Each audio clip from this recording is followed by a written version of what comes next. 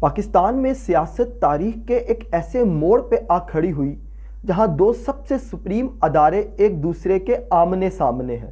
یہاں مسئلہ ہرگز یہ نہیں کہ کسی ایک ادارے کو ہارنا ہے اور جیتنا، بلکہ آئین اور قانون کی بالادستی کا ہے۔ ایک طرف تو پی ڈی ایم جماعتیں پاکستان تحریک انصاف کے ساتھ مذاکرات کی حامی بھرتی نظر آتی ہیں، اور دوسری جانب پی ڈی ایم جماعتوں کے نمائندوں کے بیانات انتہائی جارحانہ ہیں۔ مولانا فضل الرحمان کہتے ہیں، ملک میں جوڈیشل مارشل لا نافذ ہو چکا، چیف جسٹس نے الیکشن کمیشن اور حکومت کے اختیارات پر قبضہ کر لیا۔ یہ بیان اس بات کا ثبوت ہے کہ مولانا براہ راست سپریم کورٹ کو ٹارگٹ کر رہے ہیں۔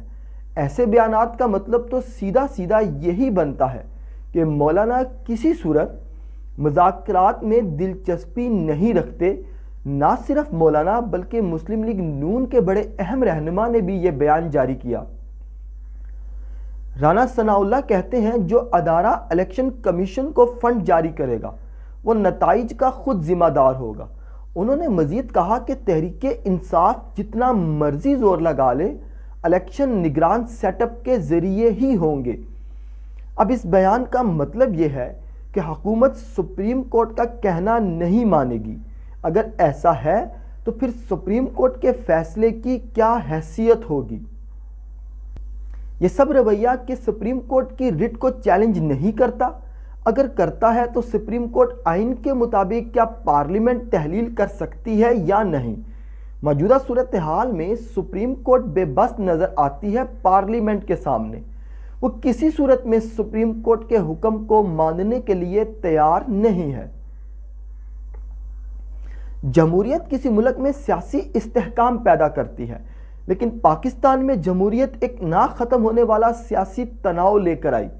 ایسا سیاسی تناؤ جس نے ماضی سے لے کر اب تک کسی ایک بھی وزیر اعظم کو اپنی مدت تک کام مکمل نہیں کرنے دیا۔ اور اب بھی یہ کیسی جمہوریت ہے جو عوام پاکستان کو ایک عجیب اضطراب میں مبتلا کر چکی ہے؟ سمجھ میں نہیں آتی آخر پارلیمنٹ کی قانون سازی غلط ہے یا سپریم کورٹ کا حکم؟ کچھ بھی ہو، ایک سوال تو واضح ہے کہ ملک پاکستان کا مستقبل کیا ہے؟ ابھی جو بھی صورتحال پیدا ہو چکی ہے وہ کچھ یوں ہے کہ سپریم کورٹ کے ججز آئین کے مطابق فیصلہ کرتے ہیں کہ جب 1973 کے قانون میں واضح درج ہے کہ اسمبلی تحلیل ہونے کے بعد 90 روز میں الیکشن کروائے جائیں، لیکن یہی وہ عدالت ہے جس کے چند ججز اختلافی نوٹ لکھ دیتے ہیں۔ ایک عام پاکستانی نہ تو قانون کی اتنی سمجھ رکھتا ہے کہ وہ یہ فیصلہ کر سکے کہ عدالتی فیصلے کا وزن زیادہ ہے یا اختلافی نوٹ کا، لیکن ایک بات تو نظر آ رہی ہے اور قوم سمجھ بھی رہی ہے کہ اپوزیشن پارلیمنٹ اور سپریم کورٹ دونوں میں موجود ہے۔